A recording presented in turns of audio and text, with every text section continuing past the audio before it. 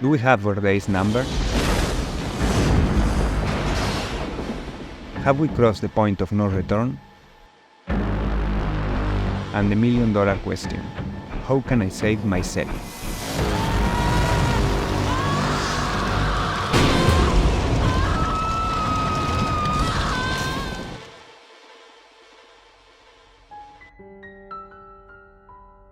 Recently, I had the dubious honor of watching Leave the World Behind on Netflix, a post-apocalyptic movie that turned my stomach and made me ponder a lot about the questionable message it tries to convey. You have to understand the patterns that govern the world. What the fuck I am? Apocalypse in Greek means reveal, unveiling the truth. So when a story like this appears on the mainstream, and even more so when founded by former President Barack Obama, I wonder, what they want us to believe? I fucking hate people.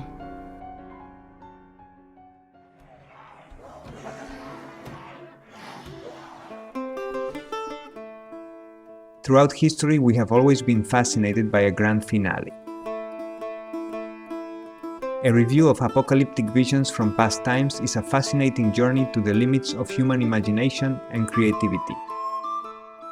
The apocalypse is a deeply symbolic and mythological story that condenses and reveals all the fears, problems, desires, and hidden impulses of a society. Today's the day at long last when this grotesque and orderless world comes to an end.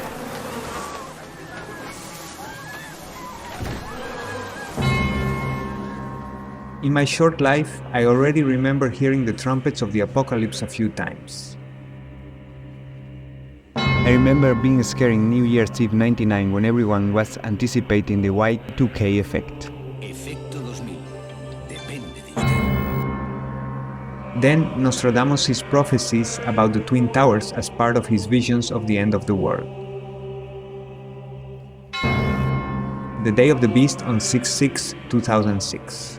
Well, today was 6606, but to make this story better, we'll just call it The 666. end of the world according to the Mayan calendar and Terence McKenna's Wild Theories in 2012. Things are as causally linked as the orbit of the Earth is linked to the Sun. The activation of the particle accelerator and the possible quantum collapse of non-reality. The second Day of the Beast, this time for real, in 2016.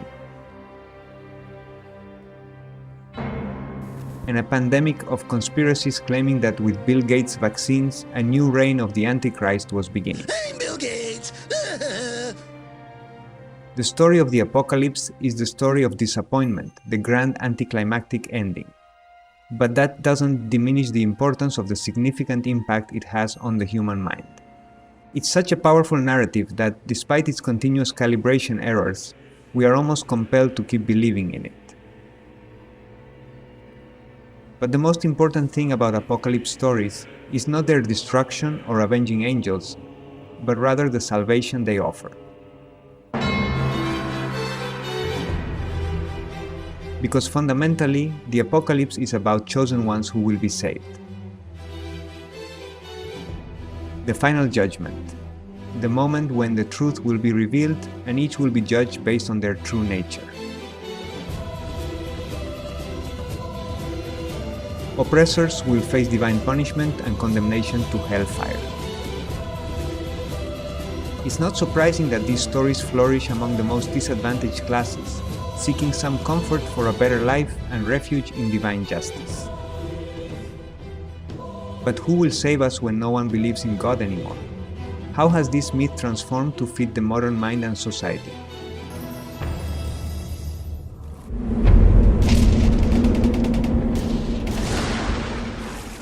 It's not surprising that the end of the world is trendy these days. Have you taken a moment to feel the planet lately? It's shameful how desensitized we are to images like these. To the hundreds of species disappearing each year. How can one be healthy in a planet that is dying? Even here in the Amazon, I look at the forest. I look at all this diversity and I know that everything is disappearing. And why? To maintain the same lifestyle that is driving us crazy. This is a madhouse. Genocides that we thought were part of the past are once again on the agenda. While the rest of us watch, unable to do anything.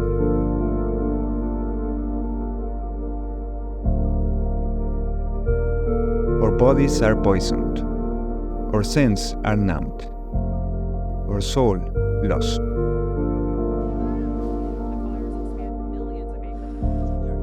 Is this how the real end of the world looks like?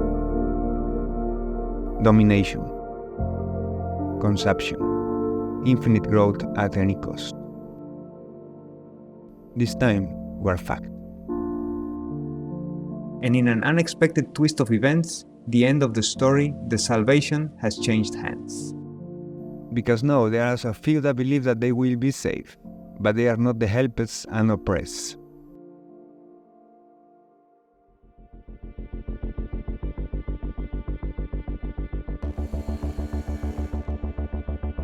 And this is where I revisit that filthy Netflix movie.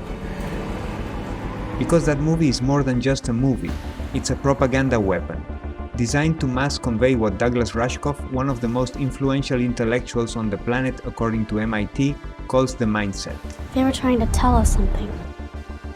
Rushkoff came into contact with the mindset after consulting with some of the richest and most powerful people on the planet. The mindset is the belief that the technological elite can escape the disaster of their own creation as long as they have enough money and the right technology.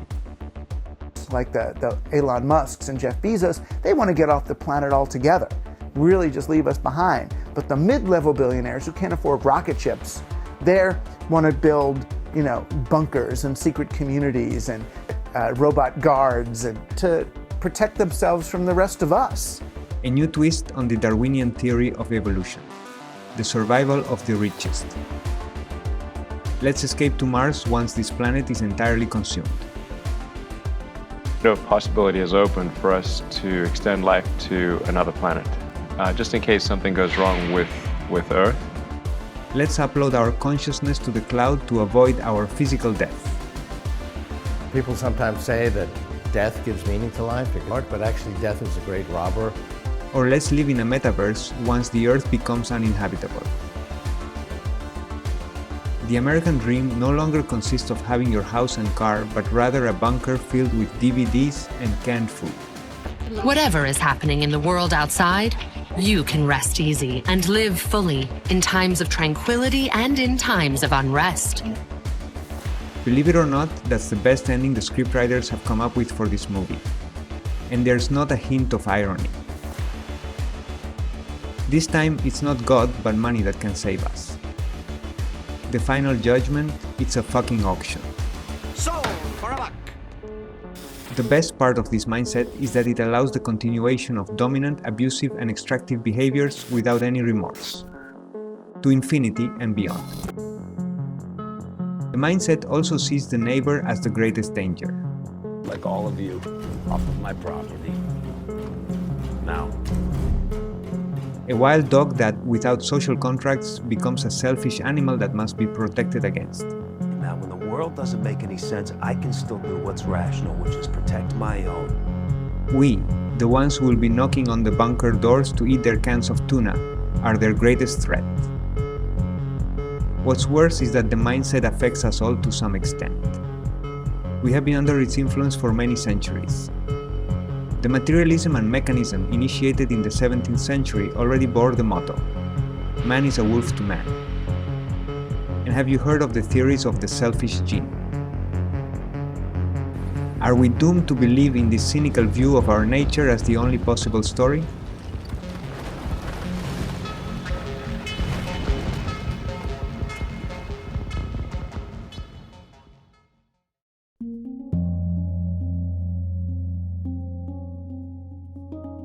Not long ago, we all went through an apocalyptic drill.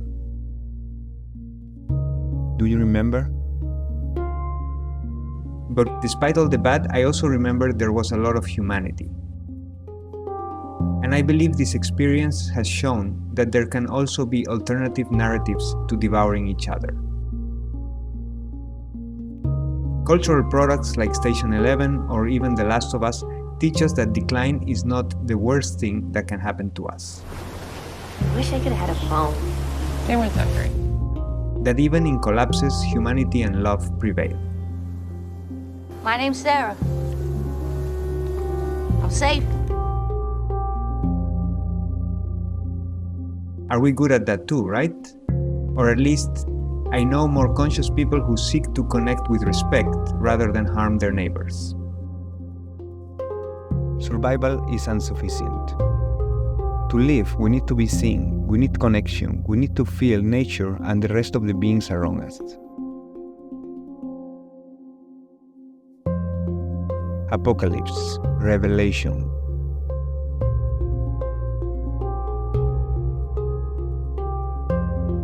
Unveiling that on a planet that needs regeneration, growing to infinity is no longer a solution. That maybe living with less is not as bad as it may seem. That we can start in our gardens, in our communities, and adopting a gentle behavior with our peers, the only way to ensure our present and our future. So, why not start living as humans of a new world?